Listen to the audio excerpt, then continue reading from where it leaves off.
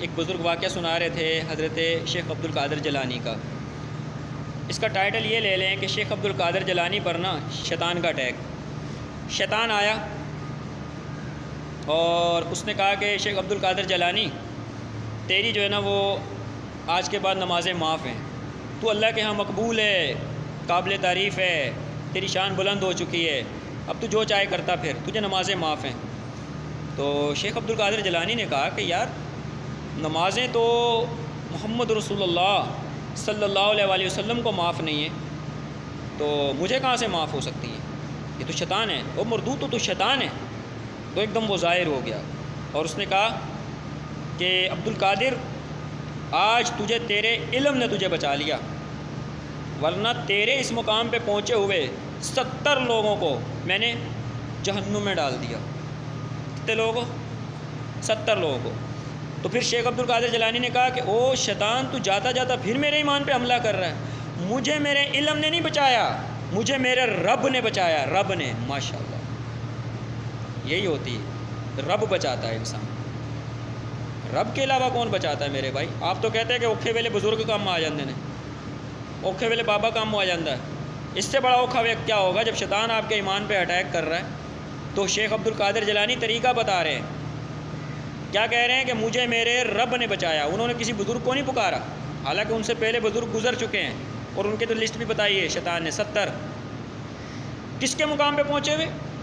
شیخ عبد القادر جیلانی کے مقام کے پہنچے ہوئے، اور ان میں سے بھی کسی کو نہیں پکارا۔ شیخ عبد القادر جیلانی نے کیا کہا؟ مجھے میرے رب نے بچا لیا۔ اور آگے انہوں نے علم کا وسیلہ بھی نہیں ڈالا۔ دیکھیں یہ باریکیاں، دیکھیں آپ، اپنے علم کا وسیلہ بھی نہیں ڈالا اور کہا کہ مجھے میرے رب نے بچایا۔ حالانکہ علم بہت بڑی دولت ہے، علم بہت بڑی دولت ہے، علم سے آپ بڑے مسئلے حل کر سکتے ہیں، لیکن انہوں نے علم کو بھی وسیلہ نہیں بنایا، انہوں نے ڈائریکٹ رب کو پکارا۔ اب دیکھیں لوگ کہتے ہیں شیطان کے پاس بڑا علم تھا، خاک علم تھا یار۔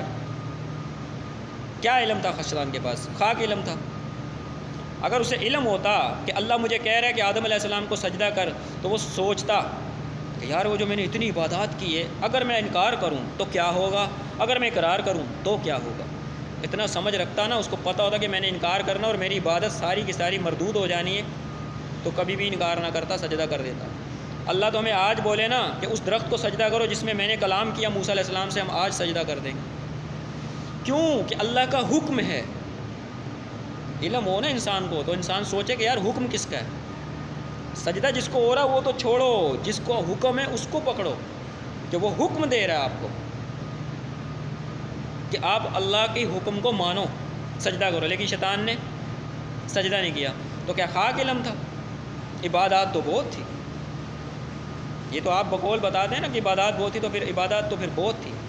پھر بایزید بستامی صاحب کی عبادات شیطان کے مقابلے میں زیرو ہے، زیرو۔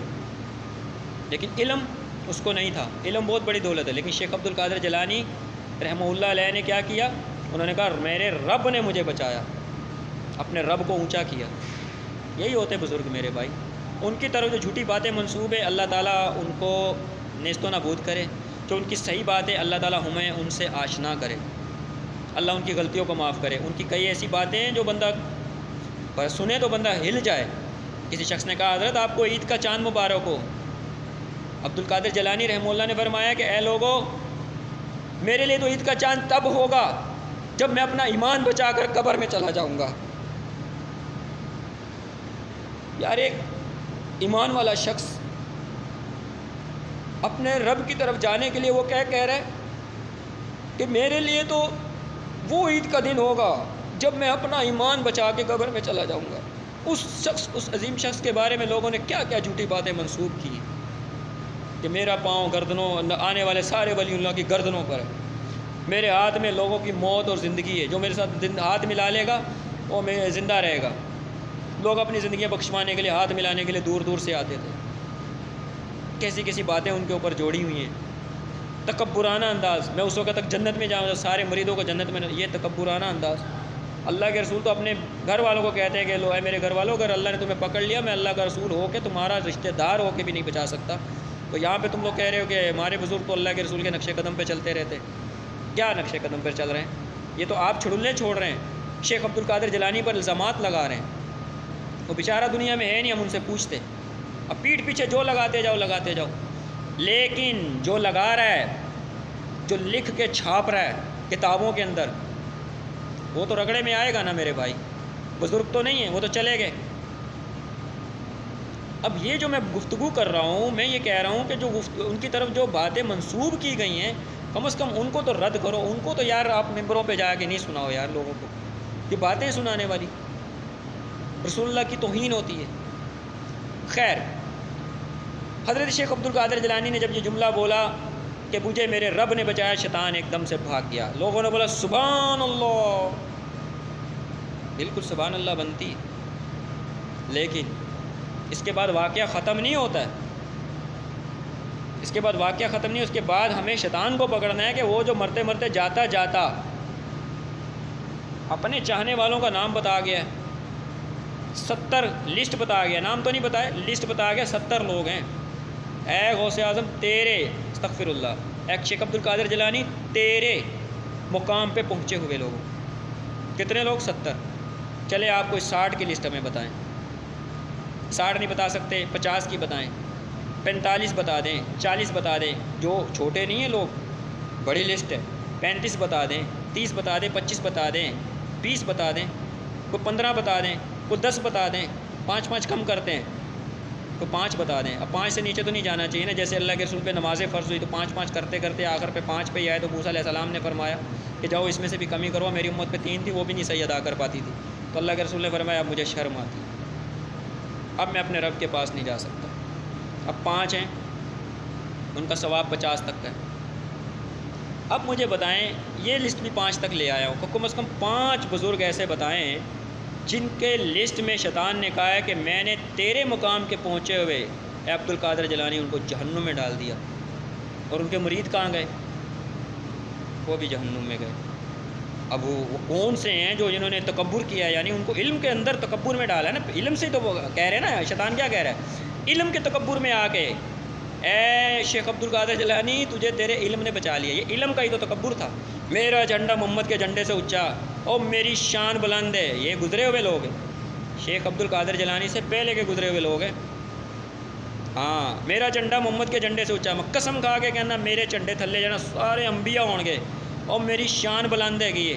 اور لوگوں نے پوچھا حضرت تواڈے اندر اللہ کیویں سما گیا؟ او میں جنت دوزخ تک دا سفر اللہ دے نبی نے جڑا کیتا سی وہ تو صرف جنت دوزخ تک دا کیتا سی، او میں اس تو اگے دیاں منزلاں طے کیتیاں، اس تو ہے کہ اللہ میرے اندر سما گیا، پھر اللہ میرے اندر بولدا سی، یا یہ تو مولا جٹ بنا ہوا ہے یار، نوری نت بنا ہوا ہے، ہاں موری، اور یہ کیا ہے؟ یہ تکبری تو ہے، علم کا تکبری تو ہے، جبکہ اس کو پتہ بھی ہے کہ میرے اندر اللہ داخل نہیں ہو سکتا، میرے اندر سب سے پہلے پیشاب پخانا ہے، اس کو نکالوں گا تو اللہ داخل کروں گا نا، اللہ نے داخل ہونا تو اپنے پیارے حبیب محمد رسول اللہ صلی اللہ علیہ وآلہ وسلم کے اندر داخل ہوتا، جن کا شیطان بھی مغلوب ہو چکا۔ میں نے پچھلے پارٹ میں پوری ترتیب سے گفتگو کی ہے کہ ان کا شیطان کیسے مغلوب ہے، جن کے خون میں بھی شیطان گردش نہیں کر سکتا، اور وہ حق رکھتے تھے کہ ان کے اندر سے اللہ بولتا، لیکن نہیں، اللہ ان کے اندر سے بھی نہیں بولا، کیونکہ کوئی نبی کوئی پیغمبر پیشاب پخانے سے بھی پاک نہیں ہے، اس لیے تو اللہ نہیں جاتا۔ اللہ اتنا بڑا پاک ہے جو موسیٰ علیہ السلام کی جوتیاں برداشت نہ کرے، جن جوتیوں کو ہم چومیں اپنے سینے سے لگائیں، اپنے دل سے لگائیں، مل جائیں تو، لیکن اللہ برداشت نہیں کرتا۔ اللہ بہت بڑی ذات ہے، اللہ کے نام کو بلند کرو۔ اللہ کے رسول صلی اللہ علیہ وسلم نے فرمایا مجھے اللہ کا بندہ اور اس کا رسول ہی کہو، مجھے اللہ کے ساتھ میچ بھی نہ کرو، برابر بھی مت کرنا۔ عیسیٰ علیہ السلام کو دیکھو، انہوں نے اللہ کا بیٹا ہی بنا دیا، تو اللہ تعالیٰ پھر کیا کفر کے فتوے لگ رہے ہیں نا ان پہ، قرآن میں لگ رہے ہیں نا، کہ اللہ تعالیٰ فرما رہے ہیں کہ انہوں نے کفر کیا، ان کو میں آنے والی ایسی جہنم کی آگ میں ڈالوں گا، تپاؤں گا، ان کو پتہ نہیں لگ پتہ جائے گا۔ کہ قرآن کی آیات پھر ایسے ہی نا، اللہ کے رسول نے کیا فرمایا، مجھے اللہ کے ساتھ میچ بھی مت کرو۔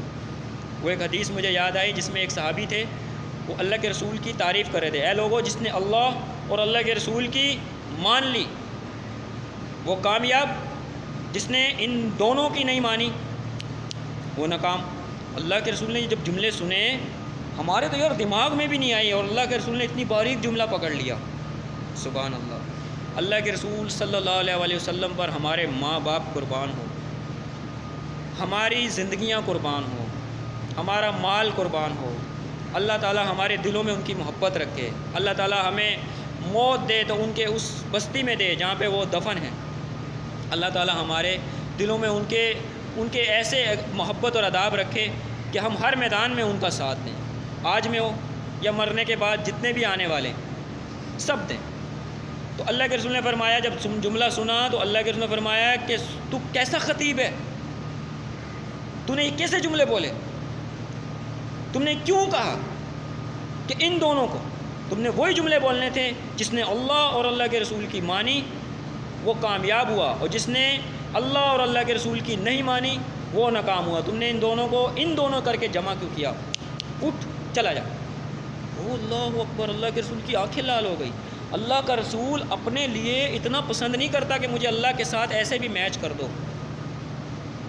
یہ ہمارے رسول اللہ صلی اللہ علیہ وسلم کی تعلیمات ہیں، ہمیں سمجھنا چاہیے یار۔ صوفیہ کرام کی آپ ہسٹریاں پڑھتے ہو اور آپ کہتے ہو کہ ہمارا فلاں بزرگ جو ہے نا وہ رسول اللہ کے نقش قدم پہ ہے، اور آپ کو پتہ بھی ہے کہ ہمارا نبی نہ کبھی بہکا ہے، نہ کبھی گمراہ چلا ہے، نہ کبھی مدہوش ہوا ہے، اور آپ کہتے ہیں ہمارے بزرگ جو ہے نا رسول اللہ کے طریقے پہ ہیں، اور وہ مدہوش ہو جاتے ہیں اور خاص حالتوں میں چلے جاتے ہیں، اور پھر خاص حالتوں میں جا کے انسان کو کوئی اچھی بات بتانی چاہیے اپنی پبلک کو، اور وہ الٹی بات بتاتے ہیں، اور نہیں میرا جھنڈا محمد کے جھنڈے سے اونچا ہے، اور پڑھ چشتی رسول اللہ، خاص حالتوں میں جا کے یار یہ بکواسات انسان بولتا ہے، یہ کون سی ان کے اوپر الہام ہو رہے ہیں خاص حالتیں۔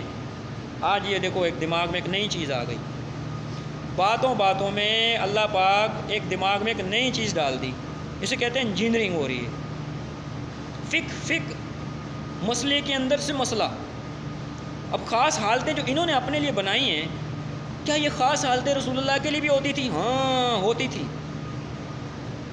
اللہ کے رسول کی جو خاص حالت ہوتی تھی تو پھر صحابہ کرام کی گردنیں ایسے ہو جاتی تھی، نیچے جھک جاتی تھی، ان کو پتہ تھا کہ اب اللہ کے رسول کے اوپر وحی اتر رہی ہے، اب ان کے اوپر آیات اتر رہی ہیں۔ سخت سردی میں بھی اللہ کے رسول کو پسینہ آتا تھا، وہ ایک ایسا تکلیف کا منظر تھا جس سے اللہ کے رسول گزرتے تھے، اور جب سکون ہو جاتا تھا، جب وہ حالت ختم ہو جاتی، اس کے بعد پھر اللہ کے رسول اپنے صحابہ کو وہ آیات بتاتے تھے۔ یہ وہ حالت ہے جو رسول اللہ کی تھی، جو بزرگوں نے اپنے اوپر ڈال کر خاص قسم کی حالتیں بنا لی، خاص حالت میں چلے جاتے تھے۔ یہ انہوں نے نقل کرنے کی کوشش کی ہے رسول اللہ صلی اللہ علیہ وسلم کی، اس کو ختم نبوت پہ ڈاکہ بولتے ہیں۔ یہ ختم نبوت کے ماننے والے نہیں ہیں،